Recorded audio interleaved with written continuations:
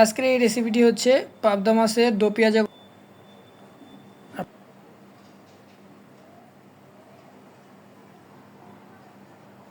চাপা শুটকির ভর্তা। কাঁচামরিচ দিয়ে ভর্তা বানালে খুবই স্বাদ হয়। হ্যালো এভরিওয়ান, আসসালামু আলাইকুম।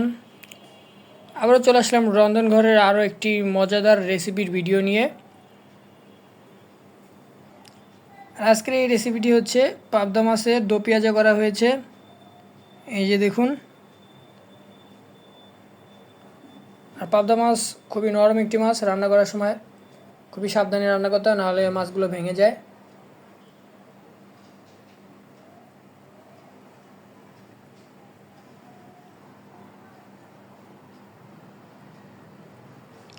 আর এই পাবদা মাছের দো পেঁয়াজের সঙ্গে আরেকটি ভর্তার রেসিপি করা হয়েছে। এই যে ভর্তার রেসিপিটি, এটি হচ্ছে চাপা শুটকির ভর্তা।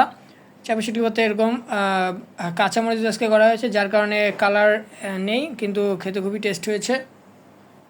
আর কাঁচামরিচ দিয়ে ভর্তা বানালে ভর্তার কালার হয় না ঠিকই, কিন্তু খেতে খুবই স্বাদ হয়।